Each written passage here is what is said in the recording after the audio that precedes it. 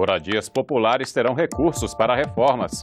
Apresentado o relatório da proposta que facilita a renovação de contratos de licitação. E ministro da Cultura apresenta plano de ação para os próximos 2 anos. Boa noite. Boa notícia para quem precisa reformar a casa própria. Senadores e senadoras aprovaram hoje a medida provisória que cria o Cartão Reforma. Ele pode beneficiar até 100 mil pessoas com recursos para ampliar ou reformar o imóvel. O Cartão Reforma, criado pela medida provisória, será usado na compra de materiais de construção para reforma e ampliação da casa própria. O texto original previa que apenas famílias com renda mensal de até R$ 1.800 poderiam receber o benefício, mas o Congresso ampliou o acesso ao aumentar o teto da renda para R$ 2.811. Famílias com idosos, pessoas com deficiência ou chefiadas por mulheres têm prioridade. E 20% dos recursos do programa vão para quem mora na zona rural. Ele resolve 2 problemas. Um problema social, que é a melhoria da qualidade da habitação, e outro problema de ordem econômica, porque aumentando a compra de materiais de construção, cimento, os porcelanatos, os pisos, todos os materiais usados, vai ativar a economia num setor muito dinâmico, que é a construção civil, ou os materiais de construção civil. Nós temos algo em torno de 3.500.000 moradias que deveriam ser beneficiadas com este programa. É o início. Ao mesmo tempo, esperamos de que nos anos seguintes esse programa seja dado continuidade. A MP não determina o valor do benefício, mas o Ministério das Cidades, órgão responsável, divulgou que será de, em média, R$ 5 mil, pagos em parcelas. Elas terão o benefício de até R$ 5 mil para a reforma das suas casas. E não é um crédito, é uma participação do governo federal como uma ação social para que essas pessoas possam melhorar as suas residências e viver com mais dignidade. Vai funcionar assim: as prefeituras vão cadastrar as famílias, avaliar as condições da moradia e fiscalizar as obras. Os comerciantes de material de construção não têm custos para participar do programa e os beneficiários ficam responsáveis por arrumar a mão de obra. O imóvel reformado tem que ser residencial, em áreas regularizadas ou passíveis de regularização. O plenário também aprovou a proposta que cria o Dia Nacional do Teatro Acessível. Tanto a MP do Cartão Reforma quanto o projeto do Teatro Acessível seguem agora para a sanção presidencial. Durante a sessão desta terça-feira, o senador Aécio Neves falou sobre a acusação de que teria recebido 70 milhões de reais da empreiteira Odebrecht. Os recursos teriam sido transferidos para uma conta administrada pela irmã do Tucano, na cidade de Nova York, nos Estados Unidos. Nesse final de semana, a revista Veja publicou reportagem de capa, na qual sou acusado de ter recebido recursos ilícitos da Odebrecht em uma conta que seria operada por minha irmã na cidade de Nova York. Segundo a revista, a acusação faria parte da delação de um ex-executivo da empresa homologada pelo Supremo Tribunal Federal. No entanto, em diálogo mantido com o meu advogado Alberto Toron, o advogado deste executivo citado negou totalmente a informação. Segundo ele, não há na delação de seu cliente nenhuma menção ao nome de minha irmã ou a tal conta em Nova York. Em outras palavras, a acusação simplesmente não existe. Repito aqui o que tenho dito nos últimos dias. Nesse momento, mais importante do que identificar o mentiroso, se o delator ou a fonte da revista, o mais importante é desmascarar a mentira. E é por isso que eu estou aqui. Isso seria muito simples mesmo. Bastava que apresentassem o banco e a conta para que a mentira seja provada e provada de imediato. Não fizeram isso. Quem também subiu à tribuna do plenário para se defender foi o senador Lazier Martins. Ele é acusado de violência doméstica contra a esposa, a jornalista Janice Santos. Ela fez a denúncia de agressão na semana passada na Delegacia da Mulher em Brasília, mas o caso foi para o Supremo Tribunal Federal, porque o senador tem foro privilegiado. Naquilo que depender de mim, o processo judicial andará muito rápido, porque eu quero ver o fim desse dilema que se transformou num pesadelo injusto. Então, se pudesse, eu estaria abrindo mão do foro privilegiado.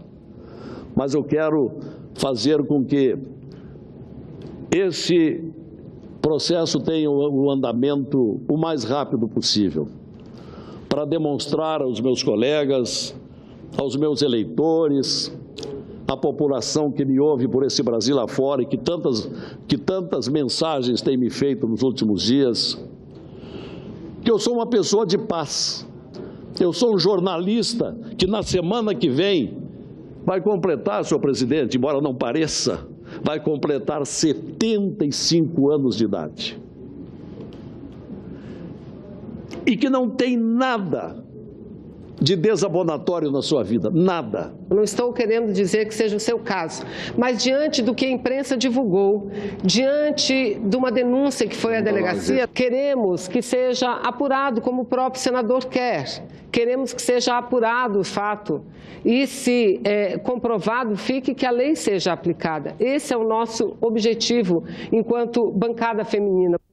A Comissão de Meio Ambiente foi instalada nesta terça-feira. Davi Alcolumbre, do DEM do Amapá, vai presidir os trabalhos pelos próximos 2 anos. Já a comissão que analisa a medida provisória que permite à Câmara de Regulação do Mercado de Medicamentos reduzir ou aumentar o preço de remédios a qualquer tempo, elegeu hoje o senador Valdir Raupp, do PMDB de Rondônia, para presidir os trabalhos. Deputados e senadores também aprovaram um plano de trabalho para analisar a MP.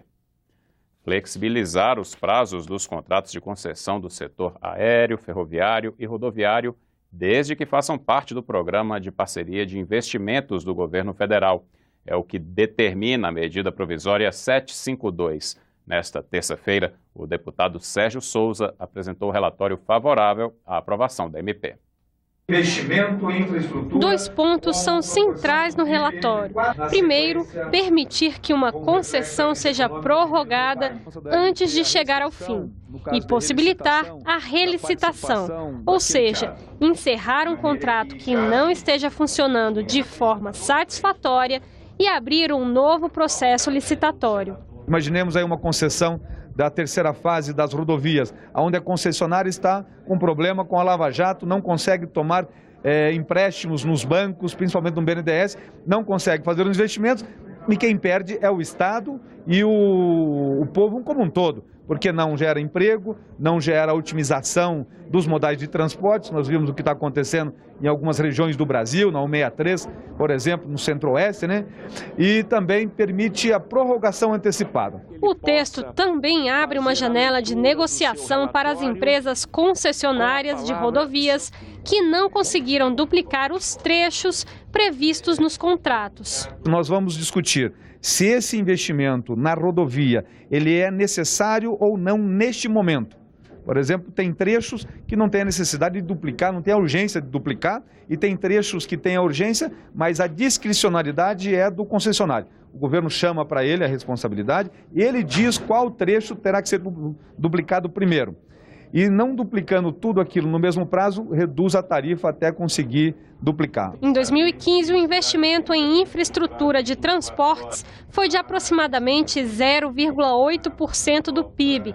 Com a medida, a expectativa é que esse valor suba para 1,71% do PIB. Eu acredito que pela necessidade que o Brasil tem em infraestrutura, em rodovias, ferrovias, portos, aeroportos, eu acredito que pode sim entrar um investimento no país muito superior a 50 bilhões de reais.